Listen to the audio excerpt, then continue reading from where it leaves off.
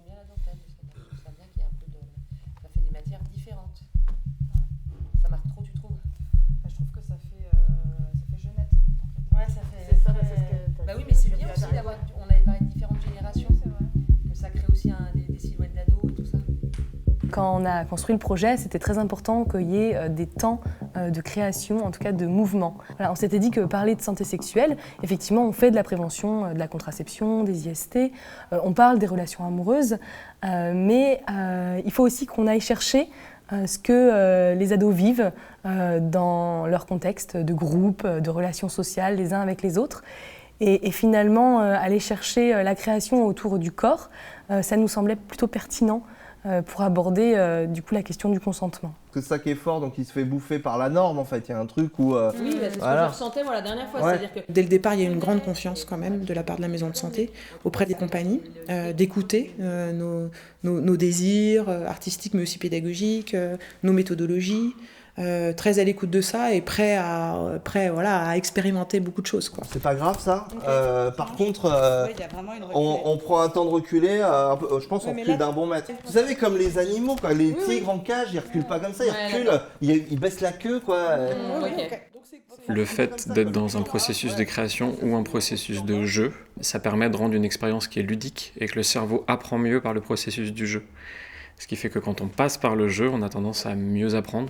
Le gars s'est dit, ah ouais, la nana, elle a un shorty, elle a un décolleté, elle est tatouée là, et ça veut dire qu'elle est free, et que du coup, je suis autorisée à lui foutre une main au cul. C'est hallucinant, en fait. C'est quoi ce truc? C'est quoi ce délire? En fait, c'est impressionnant de bêtises. On a plus le droit d'approcher les filles. Attends, qu'est-ce que j'ai fait? Je suis arrivé derrière elle, j'ai fait coucou, la voilà, pof. Ok, j'ai un décolleté, c'est ça, c'est open bar. Mais il y a marqué quoi? Servez-vous, n'hésitez pas. Laissez une pièce pour le guide. Ah ouais, ok, donc c'est open bar en fait, juste parce que j'ai un mini short et que le gars il sait pas se contrôler, et puis de toute façon ça ne se fait pas. Non, mais ça on ne se touche fait pas les gens comme ça, Moi j'en ai marre, vulgaire. ce genre de mec là, les tentouses, franchement.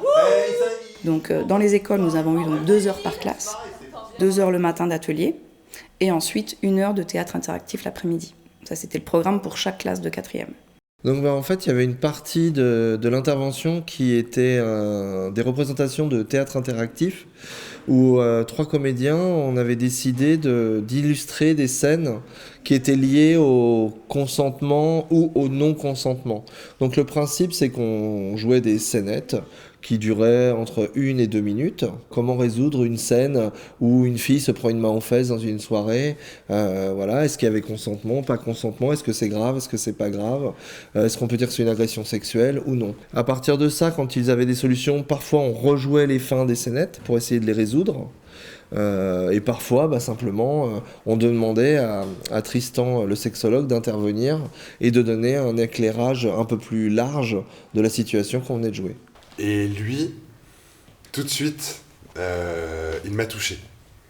Son corps, sa voix m'ont ému. Une voix très aiguë, qui déraille un peu, quelqu'un de très drôle, avec des yeux qui pleurent un peu tout le temps, qui tombent, et ce sourire avec ce petit espace entre les dents. Et... Recule! Dimitri avait 17 ans. Il y a des élèves qui vont se souvenir de ce qui s'est passé. Parce que on se souvient plus de ce qui se passe quand on a des émotions fortes. C'est les émotions qui font qu'on arrive à se souvenir de certaines choses.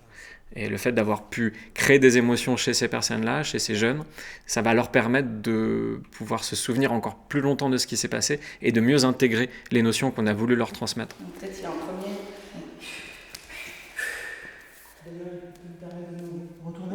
Puisque l'idée étant en fait d'emmener les jeunes vers de la création, de vraiment les emmener vers une notion de création, et les matériaux qui ont émané de ces temps d'échange et d'ateliers créatifs nous ont ensuite servi à nous à nourrir la création qui a eu lieu dans un deuxième temps. Alors pourquoi est-ce qu'on a fait une performance artistique? En fait, ça nous paraissait intéressant comme tout projet déjà de l'inscrire dans le temps. Ça permet que les gens s'approprient davantage et plus profondément les sujets.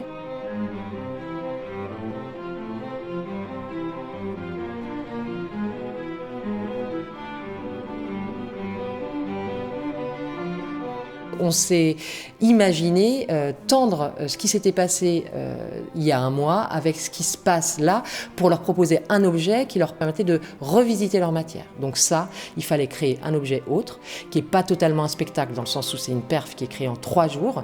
On se propose, comme souvent les artistes, de porter leur rôle sans être collé exactement à leur matière, mais en la réinventant en fait. Parce que c'est hyper important pour comprendre un sujet de le vivre en le jouant, mais aussi à un moment donné de le regarder plus à l'extérieur pour avoir du recul.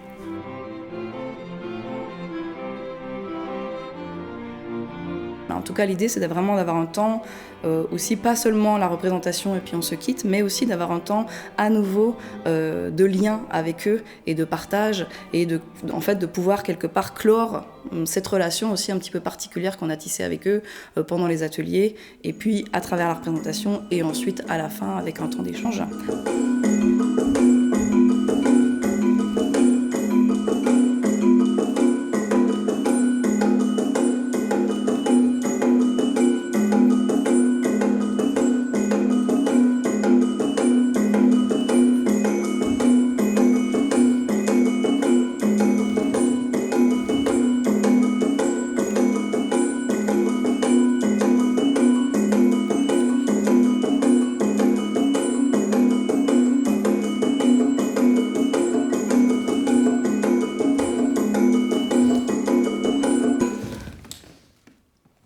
Je pense que si on fait tout ça aussi, c'est pour que émergent des paroles.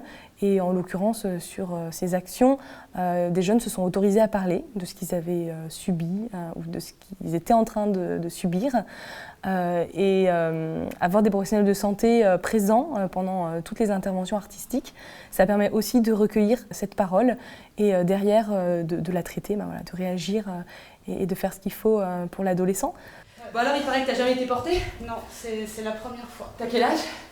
J'ai 16 ans. 16 ans, c'est tard pour pas avoir été portée, franchement. Moi, à 16 ans, je calcule même pas le nombre de fois que j'avais été portée. Bon, bah super, je vais t'apprendre du coup. Ouais. Voilà, tu vas voir, l'expérience, tout ça va faire la différence. Alors? Ouais, mais je m'attendais pas vraiment à ça. Le fait de pouvoir transmettre en ayant cette complémentarité entre à la fois un discours qui va être scientifique et à la fois un discours qui va être de l'ordre de la psychologie et de la pédagogie et en même temps le fait de passer par le médium artistique, c'est un mélange qui est beaucoup plus impactant pour le cerveau des adolescents. C'est un mélange qui est beaucoup plus impactant et qui leur permet d'avoir accès à des notions, à des expériences personnelles qu'on ne pourrait pas leur transmettre avec un film, avec un questionnaire ou avec un cours magistral.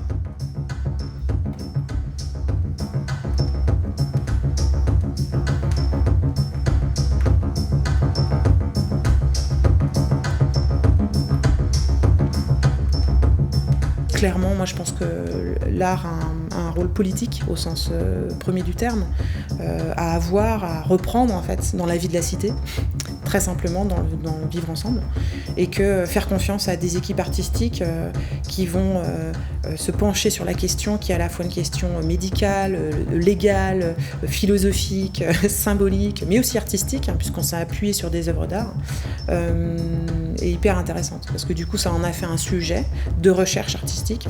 Et donc on a mis au service de ce projet-là toute notre capacité de symbolisation, d'expérimentation, de creuser en fait la question, mais par le corps, par la voix, par le texte, par la projection plastique aussi, d'être à la fois dans du concret et aussi dans de l'imaginaire et dans de la projection. Depuis que vous dites que vous soupirez pour moi, j'ai fait ce que j'ai pu pour soupirer aussi, car j'aimerais autant qu'une autre être bien aise. S'il y avait quelques secrets pour cela, tenez, je vous rendrais heureux tout d'un coup, car je suis naturellement bonne. Hélas, pour de secrets, je n'en sais point d'autre que celui de vous aimer moi-même. Apparemment que ce secret-là ne vaut rien, car je ne vous aime point encore, et j'en suis bien fâché. Et vous ? Qu'avez-vous fait pour m'aimer, vous ?